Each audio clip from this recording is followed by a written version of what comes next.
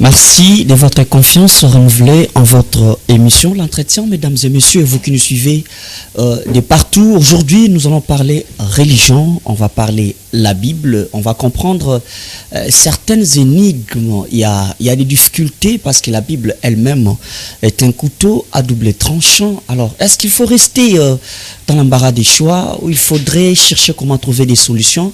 C'est là les devoirs que nous nous donnons de vous chercher les ayants droit, ceux qui maîtrisent la matière sainte, si on peut le dire, ceux qui maîtrisent la parole de Dieu, les paroles sacrées, pour nous dire la vérité sur certaines questions jusqu'aujourd'hui qui restent un peu moins claires. C'est pour en connaître davantage. Nous voulons savoir, est-ce que devenir un prédicateur, monter sur la chaire pour prêcher, dépend de l'expérience ou bien c'est la grâce qui définit le reste. Alors pour en parler, nous recevons pour vous le pasteur Jean-Marie Bandif. Vous le connaissez très bien, il est un habitué de cette émission. Il est le pasteur de l'église Cité d'Antioche. Aujourd'hui, c'est un plateau spécial, pas un débat contradictoire comme d'habitude. Pasteur, merci d'avoir répondu présent à notre émission. C'est moi qui vous remercie d'avoir pensé à moi. Ah oui, parce que ça fait très longtemps. On s'est vu, nous savons que le Seigneur nous garde. Oui. On est un pays laïque, hein. Même quand je parle du Seigneur, je respecte les autres religions. Voilà, merci beaucoup. Alors, je pense que c'est l'entretien, un moment de partage très riche. C'est pour un peu nous sortir de cette caverne, parce que beaucoup de chrétiens qui nous suivent aujourd'hui, ils doivent comprendre certaines choses. Il y a plusieurs réalités que je pourrais peut-être décortiquer lors de votre analyse. Alors, je reviens sur la question. Pour monter à la chaire, pour devenir prédicateur, pasteur, ça demande l'expérience ou bien c'est la grâce qui définit les choses? Merci beaucoup. C'est une thématique très importante. D'ailleurs, vous avez toujours des thématiques très importantes. On va essayer de définir d'abord le concept que nous avons ici, parce que nous avons le pasteur, le prédicateur, l'expérience. Mais d'emblée, déjà, je dirais, pour répondre directement à la question, avant d'entrer dans le vif du sujet, d'emblée, je dirais que d'ailleurs, on ne devient même pas pasteur ou on ne devient même pas prédicateur, mais on l'est depuis le ventre de sa mère. C'est inné. Oui. Hein, comme on dit, l'innéisme. Voilà, je donne l'exemple de Jérémie. Jérémie 1, le Seigneur lui dit, quand Dieu veut envoyer Jérémie, Jérémie dit, je suis un enfant. Dieu dit, non, ne dis pas que tu es un enfant. Parce qu'avant même que tu ne sois formé dans le ventre de ta mère, c'est-à-dire avant, dans le stade embryonnaire, il dit, je te connaissais déjà. Et avant que tu ne sois né, je t'avais déjà établi prophète. Voyez-vous, je donne l'exemple de la maman de Samson. Ok, le Seigneur dit, ben voilà, cet enfant, depuis le ventre de sa mère, ok, le rasoir ne passera pas sur sa tête. Parce qu'il est consacré à Dieu. Voyez-vous, on a même interdit à sa maman pendant la grossesse de ne pas pouvoir toucher au vin et à la boisson enivrante. Pourquoi? Parce que l'enfant qui était dans son ventre était déjà un oint du Seigneur. Voyez-vous. Donc, ce n'est pas quelque chose que l'on devient. On peut le dire ainsi, de manière un peu plus large. Comme la Bible dit, voilà. Hein, j'étais choisi dès les ventres voilà. Mais si on peut rester dans le terme strict, dans le strict, au fait, on est déjà avant même que l'on soit né. Voyez-vous. Alors, un pasteur, c'est qui? Si nous lisons dans 1 Corinthiens 12, 28, hein, et puis vous lisez dans Ephésiens 4, 11, au fait, un pasteur, quand on classifie le ministère, ok, parce que là, je vais éclaircir un tout petit peu, hein, parce que diriger l'église, ça ne veut pas dire ipso facto, on doit nécessairement avoir un ministère pastoral, parce que même un apôtre peut diriger une église, ok. Alors, la Bible dit que Dieu a établi premièrement les apôtres. Pourquoi? Parce qu'un apôtre, c'est celui qui vient dans un terrain vide et commence l'œuvre. Et puis, deuxièmement, un prophète. Parce que le prophète vient pour donner la volonté de Dieu du milieu, où l'apôtre est venu pouvoir commencer l'œuvre. Et puis, il y a le docteur pour amener le peuple dans la profondeur de la matière. Et puis, il y a les évangélistes qui partent pour pouvoir gagner les âmes et les ramener à l'église. Et puis, le pasteur est là maintenant pour pouvoir paître le troupeau. Mais, dans le 5 ministères, tous sont ministres et ont la possibilité ou la capacité de pouvoir diriger une église. Je peux être apôtre dedans, mais je suis en train d'exercer le pastorat de fonction. Voyez-vous, c'est-à-dire que je n'ai pas reçu le don pastoral, mais par le fait que je me retrouve dans 1 Corinthiens 12, 28, je me retrouve dans Ephésiens 4, 11, c'est-à-dire je suis parmi les 5 ministères, alors je peux diriger l'église. Même un prophète peut diriger une église. Ok, en ce moment-là, on va l'appeler pasteur de fonction, mais pas pasteur de don. Alors, quel est le travail du prédicateur ou du pasteur? D'abord déjà pour le prédicateur, hein, parce que si l'on dit, on peut devenir par expérience. C'est là où l'apôtre Paul s'est même posé la question. Si vous lisez dans 1 Corinthiens 12, 29, il dit tout.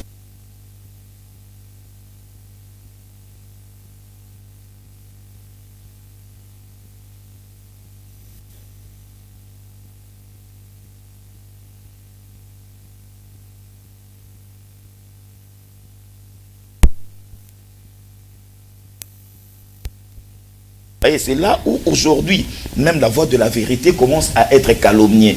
Pourquoi? Parce que ceux qui n'ont pas reçu mandat de Dieu, parce que, je donne un exemple. Aujourd'hui, ceux qui sont en train d'occuper la première place dans les institutions publiques, pourquoi on les appelle des mandataires publics? C'est parce qu'ils ont reçu mandat du chef de l'État. Ouais, ils ont reçu un mandat. Exactement pour nous aussi. On ne peut jamais être prédicateur, même interpréter une portion de l'écriture si tu n'as pas reçu un mandat de Dieu. C'est-à-dire le prédicateur, le pasteur sont des mandataires célestes.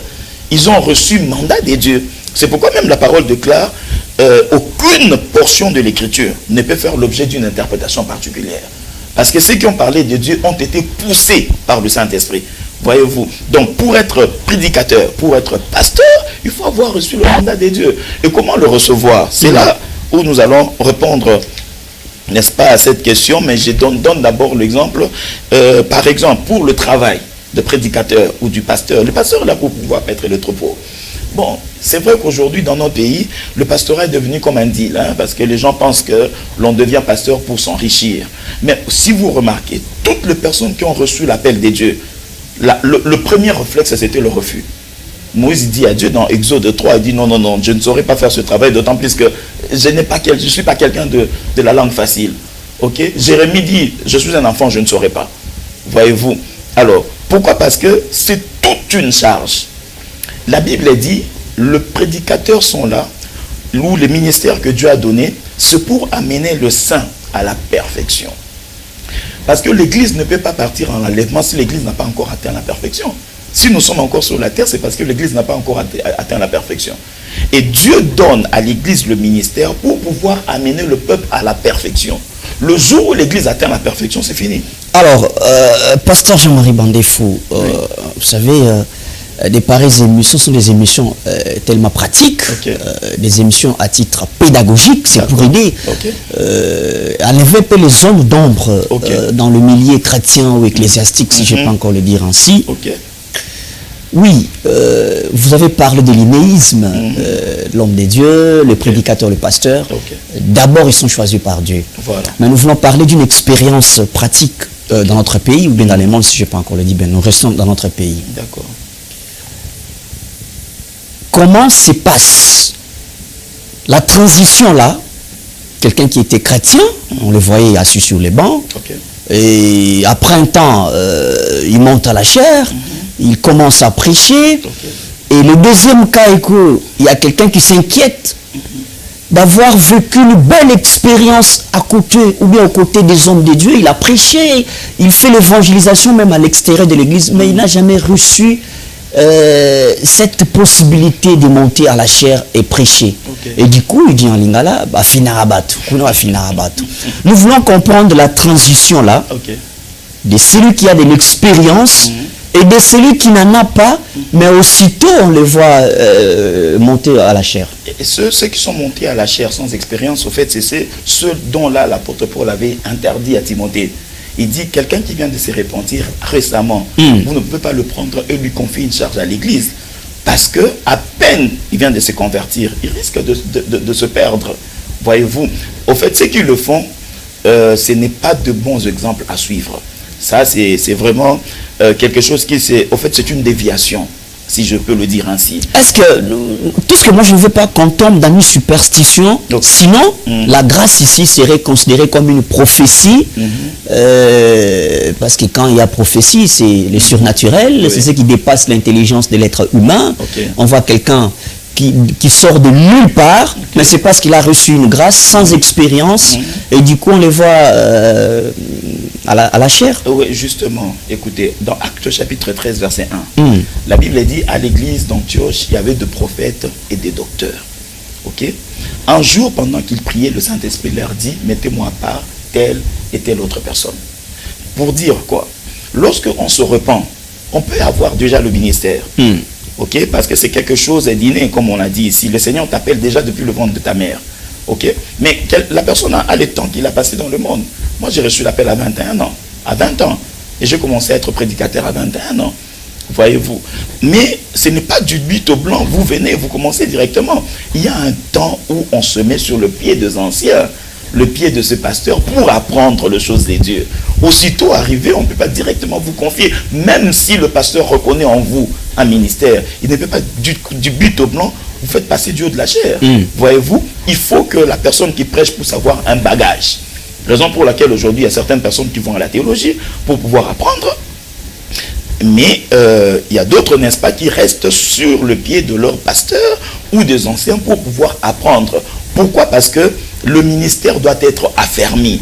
Voyez-vous. Alors, ce n'est pas que tu prêches aujourd'hui. Tu te mets du haut de la chair pour officier le culte ou pour prêcher. Et puis demain, on te pose la question par une fidèle ou un fidèle qui a suivi ta prédication. Tu ne sais rien dire.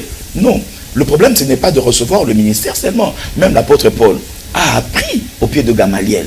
Voyez-vous, c'est là où nous disons que la formation est hyper importante avant de pouvoir exercer son ministère.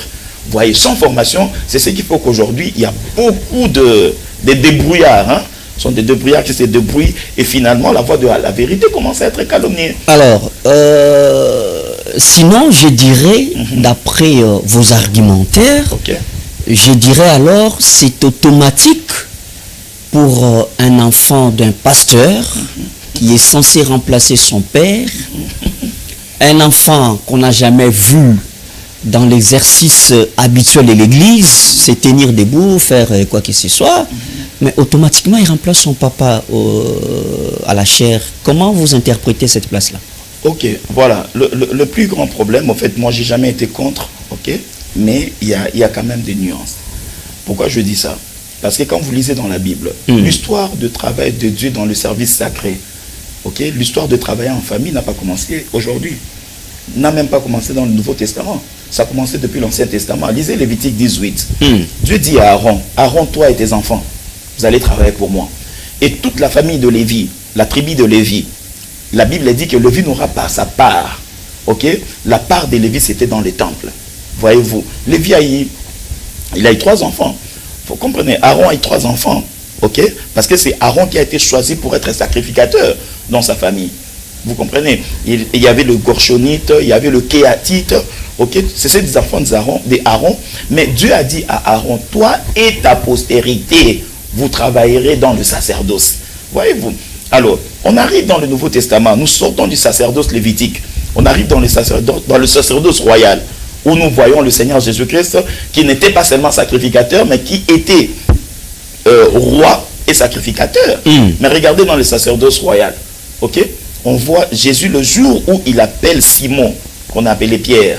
Simon n'était pas seul, il était avec son frère André. Voyez-vous, le jour où il appelle Jacques, Jacques n'était pas seul, il était avec son frère Jean. Et même Jésus lui-même, quand il a travaillé, il n'a pas travaillé seul, il a travaillé aussi avec ce frère. Ok? Jacques, qui était le pasteur de l'église de Jérusalem, était le frère du Seigneur Jésus-Christ. Donc c'est pour dire, travailler en famille n'est pas un péché. Mais le plus grand problème, c'est de pouvoir savoir et être rassuré que l'enfant à qui on veut confier cette grande charge a préalablement reçu un ministère. Et que le ministère soit authentique. Ok? Parce que si j'ai 5 enfants, en tout cas, dites-vous qu'il y a 1-2 enfants qui va faire le métier du père. C'est vraiment automatique. Je vais vous révéler quelque chose. Parce que certaines opinions disent que c'est dans le but de perdurer les avoirs soit familiaux, ou les avoirs des parents, parce que l'héritage joue un rôle très capital. Est-ce que, parce que quand vous créez une église, c'est vous, ce n'est pas vous qui créez, mais je parle de l'édifice en tant que bâtiment. Il y a dans le document, on met les noms des personnes physiques, les noms qui sont là. Est-ce que la connotation à ce niveau-là n'est pas, c'est pas une façon de vouloir protéger les avoirs pour ne pas les perdre, parce que laisser une église infidèle, vous sentez qu'il y a un peu manque de confiance là-dedans? En fait, moi je vous dirais ceci, si je remarque que mon enfant n'a pas reçu un ministère, je n'ai pas le droit de lui confier l'église, ok? Sinon alors on tombe dans ce qu'on appelle la succession de la royauté. Voyez-vous, on ne peut pas copier le monde juste à ce point-là. L'église n'appartient pas à un homme, l'église appartient à Dieu. Jésus, lorsqu'il parle de l'église, il dit « Sur le rocher, je bâtirai mon église ». Il a conjugué à la première personne du pluriel, du singulier. S'il avait dit « Nous bâtirons », alors là, l'église serait pour d'autres personnes. Mais l'église est à lui. Il dit « Sur le rocher, je bâtirai mon église ». Il parle de mon possessif. C'est-à-dire l'église lui appartient. Okay? Nous, serviteurs, nous sommes juste des représentants. Voyez-vous. Alors, s'il arrivait que par une révélation, le Seigneur me montre qu'un de mes enfants est pasteur, et que par la certitude de la révélation, le Seigneur me fait comprendre que quand tu ne seras pas là, c'est lui qui va te remplacer. Nous l'avons vu. Dieu a dit à David, David c'était un roi, c'est le type du pasteur. Dieu dit à David, c'est ton fils qui naîtra de toi, c'est lui qui te remplacera sur le trône, c'est lui qui te succédera sur le trône. Et c'est comme ça que Salomon a pris la place de son père. Voyez-vous, c'est tout à fait normal. Mais le problème, c'est de se rassurer que cet enfant-là a un ministère. Sinon, si on ne tient pas compte de ça, alors nous faisons exactement ce que fait le monde. Alors, nous rentrons sur l'énéisme parce que il y a d'abord l'appel. Vous recevez l'appel et puis il faudrait suivre une formation, voilà, pour faire la suite. Mais ici, j'aimerais comprendre quelque chose. Est-ce que l'expérience en soi pour un ministère quelconque a une durée déterminée bibliquement, parce que nous voyons, il y a de ses frères qui ont une vitesse des croisières. Aussitôt, vous l'attendez ici, mais il anticipe. Voilà. C'est ce que nous voulons savoir. Est-ce qu'il y a une durée déterminée, bibliquement parlant, ou bien par expérience, vous qui êtes homme de Dieu? Il n'y a pas une durée déterminée que la Bible nous détermine sur le plan biblique. Mais ça dépend de l'appel d'une personne à une autre. Il y a les signaux qui prouvent que cette personne a déjà une maturité. Voilà. Vous verrez un frère qui vient, aussitôt arrivé, vous sentez que dans un laps de temps, il atteint une certaine maturité. Voyez-vous. Et là, c'est le travail du Saint-Esprit. Moi, le pasteur, je n'ai qu'à constater. Et si je trouve réellement qu'il a déjà atteint une certaine maturité, pourquoi le coincer encore? On peut voir quelques éléments de preuve qui peuvent nous aider à comprendre ou qu'un homme de Dieu qui nous suit en ce moment, il peut comprendre que non, mon fils spirituel a déjà atteint un certain niveau de maturité et que je peux lui céder la chair. Je donne d'abord un exemple biblique. Si vous lisez le des épîtres de Paul à Timothée, même l'épître de Paul à Tite, c'est parce que ce sont des épîtres pastorales. Voyez, pourquoi Paul parlait toujours à Timothée et disait à Timothée, voilà, que personne ne méprise ta jeunesse, sois un modèle pour les autres et tout ça.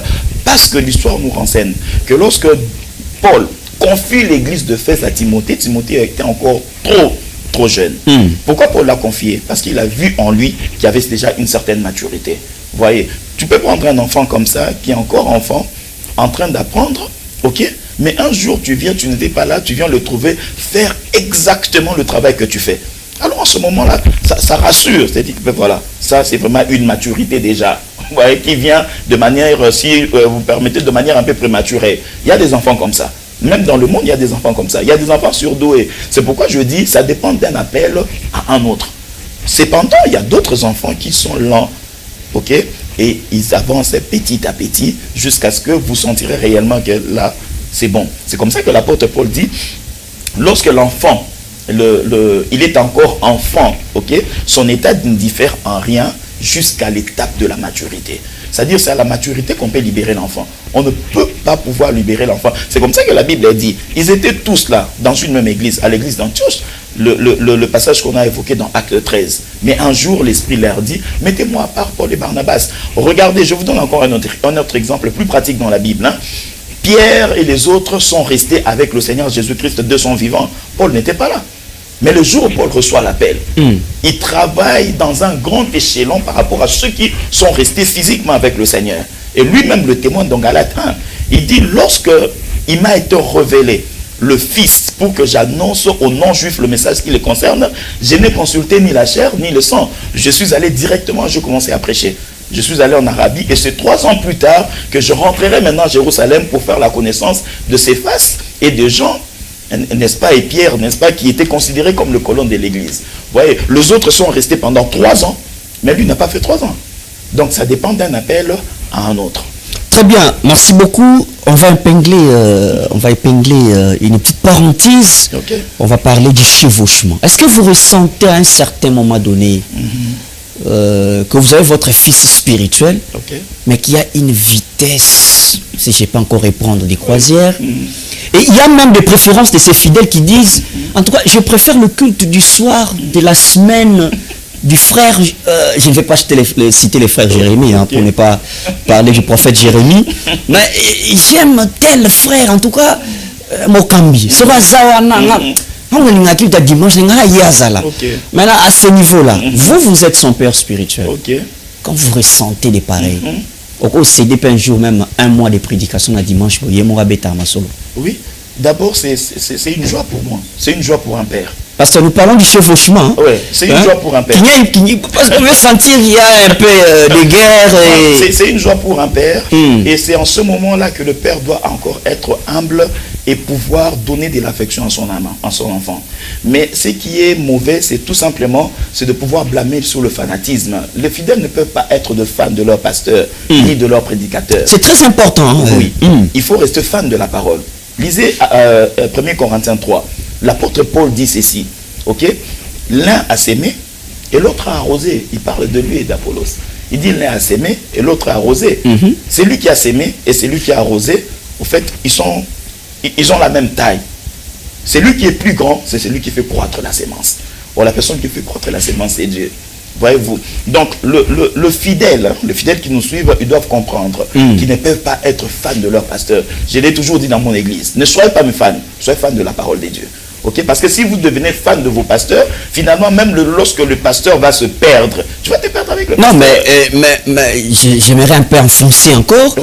Il y a de ces prédicateurs. Il y a de ces prédicateurs-là, juste sa présence, vous sentez que un fidèle se sent vraiment emporté par la puissance de l'Esprit Saint. Et à travers ses prédications, du coup, il se sent très à l'aise. J'enlève l'option fanatisme, mais je parle de cette connexion entre les prédicateurs et celui qui reçoit la matière ou la prédication. Alors, en ce moment-là, vous en tant que son père spirituel, quelle serait votre attitude? Vous pouvez agir comment? J'appelle l'enfant et je lui fais savoir qu'il a grandi et qu'il doit maintenant adopter des aptitudes plus sérieuses pour l'avancement de son. Mais vous savez qu'il dirige des petits cultes au courant de la semaine. Et que le grand culte qui reçoit assez de monde, c'est le dimanche. Vous faites comment? Et regardez, ça c'est ce que vous avez évoqué tout à l'heure, c'est un autre volet de la chose. Parce qu'il doit toujours régner cette connexion. Je suis pasteur de l'église, la Bible dit, chaque bergerie a un berger. Jésus a dit, je suis le bon berger. Et mes brebis écoutent ma voix. Si le brebis n'écoute plus la voix du berger, ça devient anormal. Voyez, alors parlons maintenant de l'enfant. Lorsque l'enfant commence à avoir cette connexion-là avec le fidèle, écoutez, la Bible dit ceci, un serviteur ne sera jamais plus grand que son maître, mais un serviteur accompli est comme son maître. Voyez-vous? Alors, donc c'est tout à fait normal lorsque l'enfant commence à grandir et que la connexion commence à se faire. Donc pour moi, en principe, ça doit constituer l'objet de joie. voyez pourquoi? Pour moi, je sais que... Il n'y a pas de guerre là. Qu'on voit un jour, on a cédé la chair, mais le pasteur a disparu pendant 2 semaines. Oui. Pourquoi? Parce que les fidèles ne seront pas toujours la politique interne. Ça, c'est l'altérité entre vous et votre fils spirituel. Oui.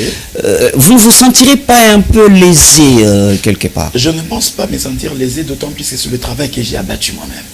Si un père commence à combattre son fils, ben, c'est anormal. Parce que c'est le travail que j'ai abattu. Parce qu'on dit, il y a un adage qui dit, il n'y a pas de succès sans successeur. Effectivement, même si ce n'est pas mon fils biologique, mais c'est mon fils légitime dans la foi. L'apôtre Paul appelle Timothée mon fils légitime dans la foi. Ok? Il dit, toutefois, vous pouvez avoir plusieurs maîtres, mais on n'a qu'un seul père. Voyez-vous? Alors, donc c'est un peu ça. La guerre, en principe, si on veut être sérieux, la guerre ne peut pas exister entre un père et un fils. Non, mais parce qu'on voit de ces fils spirituels comme ça, ils ont tant duré dans une église, mais il s'est senti à un certain moment donné, sa place, pas sa place, mais il s'est senti étouffé, mais il quitte de votre église vers une autre, ça ne traîne pas, il rayonne. Là, c'est une faute. Chacun a sa part de responsabilité. Pourquoi je dis ça? Le pasteur aussi, en tant que père, il doit avoir un œil spirituel sur ses enfants. Tu regardes l'enfant, tu constates qu'il commence à grandir, eh ben, commence un tout petit peu à les libérer aussi. Qu'il travaille, qu'il preste, même en temps présence, qu'il preste. Que l'enfant se sente aimé, qu'il sente que, en tout cas, je suis vraiment dans une bonne place. Je suis vraiment à ma place. Vous comprenez? Alors, ce qui fait que les enfants partent aussi, de fois, nous étouffons nos propres enfants. Voyez-vous? Bon, le pasteur veut toujours être là. Quand le pasteur n'est pas là, on met de cassettes. On met de bandes vidéo, parce que le pasteur est en mission. Donc tu as un enfant qui a un ministère. Ça aussi, vous ouvrez une belle parenthèse. Justement, c'est vraiment une faute grave. C'est ce qui fait qu'aujourd'hui, mais comment voulez-vous? Vous avez d'autres ministres. La Bible dit qu'à l'église d'Antioche, il y avait des prophètes et des docteurs. Il est évident que dans chaque église, il y a un ange que Dieu a établi. Et c'est l'ange qui a la vision. Les autres viennent pour pouvoir accompagner la vision que Dieu a donnée à l'ange et l'église, c'est-à-dire le pasteur que Dieu a établi là-bas. Ok? Mais les autres qui travaillent avec vous ont des ministères à part entière. Voyez-vous? Bon, je me déplace. D'ailleurs, on reconnaît un vrai leader à son absence. Quand je ne suis pas à l'église, j'effectue un petit voyage, mais l'église garde le même climat, le même atmosphère. Cela prouve que vous êtes un bon leader. Mais quand vous n'êtes pas là et que vos enfants se mettent du haut de la chair, ils font de n'importe quoi. Ça veut dire que vous n'êtes pas un bon leader. Vous ne savez pas transmettre ce que vous avez, parce que la Bible dit on ne donne que ce qu'on a. Pasteur, est-ce que vous savez que nous avons presque épuisé toutes les minutes? Ok, ah bon, déjà? Assez de matière, mais le temps nous fait tellement surface. Wow. D'ailleurs, je sais que vous avez été en 21 jours de prière, hein, si je ne m'abuse pas. Nous sommes en pleine retraite maintenant. Voilà, en pleine retraite.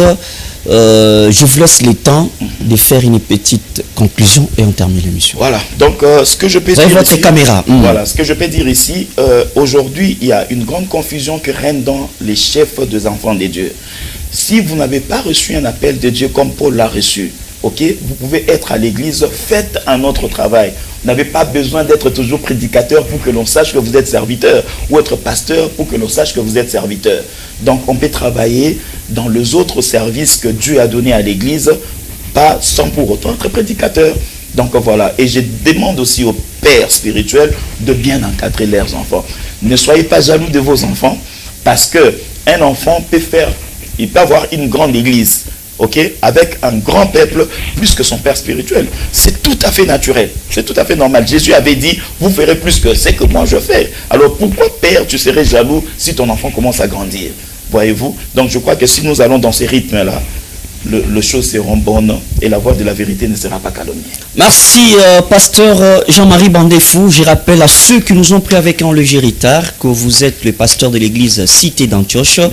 Aujourd'hui, vous avez été accompagné par le prophète Jérémie, qui a été avec nous. Oui. Vous le dites déjà que on aura besoin de lui sur ce plateau. Yes, hein? Yes. La base, c'est avoir de la matière, parce qu'il y a des questions qui peuvent... Voilà, merci beaucoup. Merci à l'équipe technique de nous avoir accompagnés durant ces grands temps de partage, mesdames et messieurs. Retrouvez votre émission sur l'application mobile Blue OTT International en suivant l'ordre alphabétique. À partir de votre téléphone mobile, vous pouvez suivre tous les programmes de la FM Télévision. Moi, je vous dis, on se retrouve très prochainement avec le même plaisir.